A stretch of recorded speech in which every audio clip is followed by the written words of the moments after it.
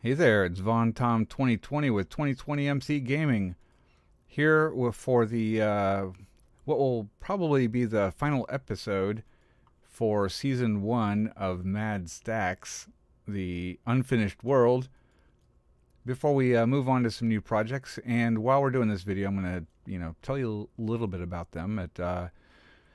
What we're going to do is we are going to visit the witch farm, the iron farm, and a couple of odd little builds that we threw in just to, uh, show some of the stuff that we did spend our time working on, and maybe show you a little bit about, how we were struggling while we learned to develop our style. And that said, let's go ahead and hop down off this tree and go take a look at the witch farm. So here we are in the nether tunnels and to witch farm and iron farm. Now, I'll be honest, this is very, very unsophisticated. And we'd made plans for how we'd like the design to go. And then, like I said, we got invested in another server, and we spent a lot of time there. And then we went to another server and we spent some time there, and we had a lot of fun with it and everything. And but we never came to the point where we finished up with these tunnels. So right here we have, I believe, the iron farm. So we're going to go ahead and go there first. But we did incorporate a lot of the ideas that we had into our 1.14 world as soon as the snapshots started coming out.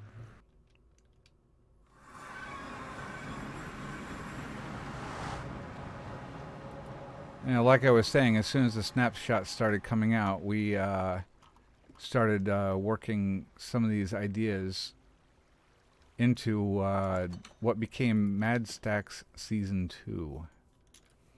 So here we have the iron farm, and of course we planted the poppy fields to commemorate all of the iron golems, the Archies, that gave their lives so that we could build hoppers.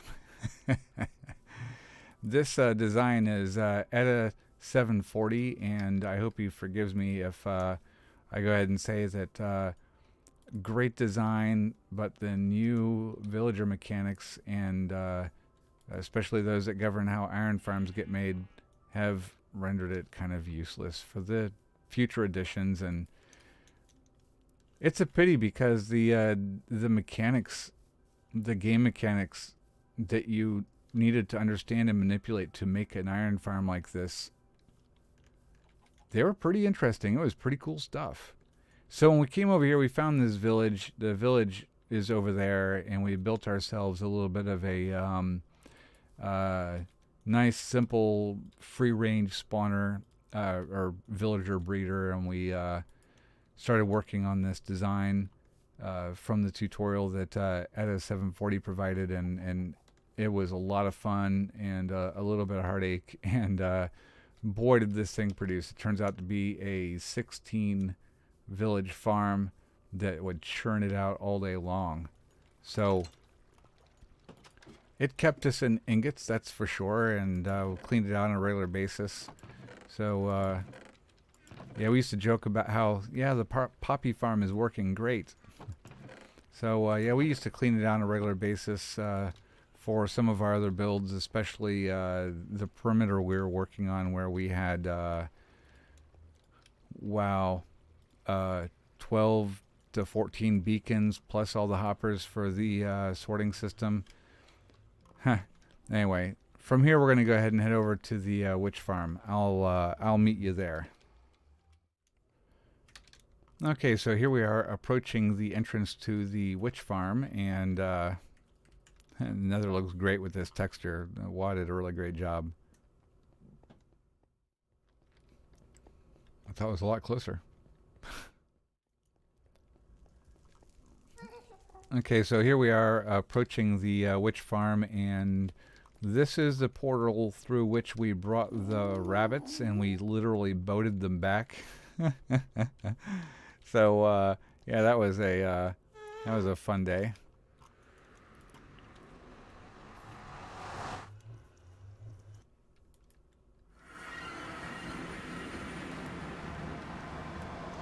And I never cleaned up the sugar cane from the down down. Okay, so here's the item collection system for the witch farm. More mushrooms, of course. Basically, they fall from up there, die right here, hopper minecarts pick it up, and deliver us the loots right over here. So this is the inner side, and of course it's dirt blocks, obviously not developed. It was, we could have put some more time into making it attractive to the eye, but like I said, we were kind of young at this. And here is the swamp. Now we chose this area because there wasn't a lot of landmass to have to clear off, and we torch lit all the available spawning areas that we could find, and man, we tunneled and lit up the caves underneath this thing. And here's the AFK spot, and of course a water elevator to get you up there.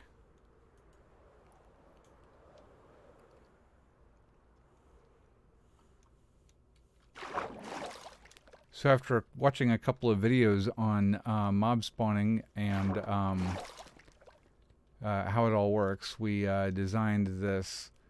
There's a 5 deep layer of leaf blocks around the spawning platforms, and a three platforms with slime block sweepers going back and forth. We called on the design originally from an Il Mango design, and the output was really pretty good for an area that wasn't completely turned into a perimeter. Now, if you followed our videos on Frillcraft, you'll maybe notice the difference in the designs. I mean, the similarities in the designs. This is the same spawner, just leaf blocks built into a globe around it, and I do believe that actually helped out a little bit, but I didn't math it out. But AFKing up there would actually turn over some pretty good loot. Quite a bit of redstone and glowstone, which were the glowstone dust, which were the two things I was after the most. And here's where we kept the equipment while we were trying to build that thing up.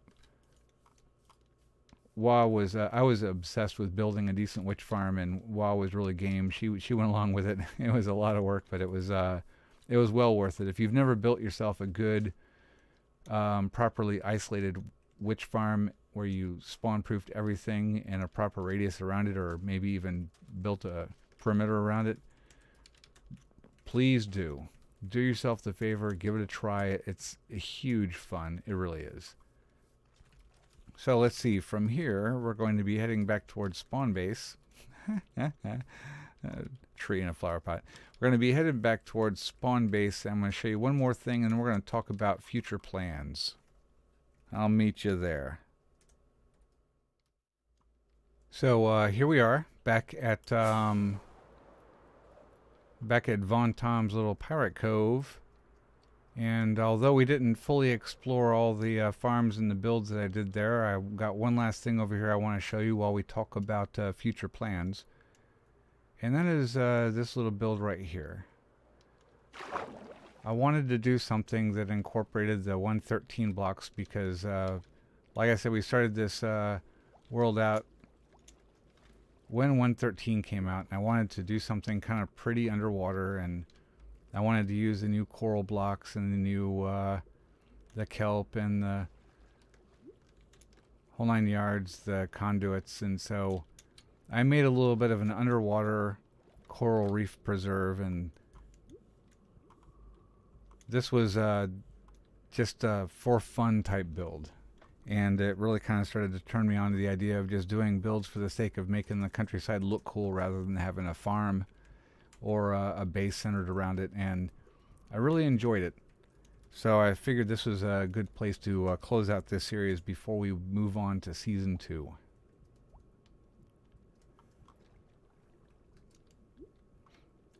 So I hope you've enjoyed this tour. Let me tell you what to expect in the future. So we have been working on a world, and we've been referring to it as Mad Staxx Season 2. And we just didn't come up with a better name for it, and it has kind of been our thing, so we decided to stick with it.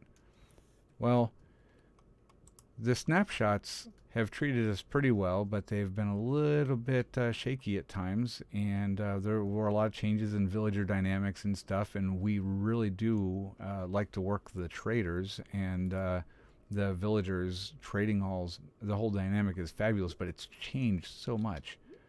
So we decided we weren't going to really record anything in the new world until the final update came out. Well, to our excitement, that day is just about here. So in the future, we're going to be doing more recording in our new world, which already has some significant building in it. So I'll have to start off with a little bit of a tour. That's where we're going to start off. Mad Staxx Season 2. We'll show you around a little bit, and then we'll proceed from there and record regularly to fill that all in. And we've got some other projects going on too, like we've got a little bit going on with Phoenix Craft. We'll probably share some footage with that.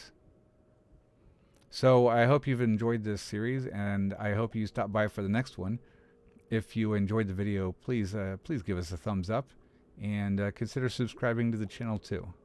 So that said, thank you for stopping by, and have a great day.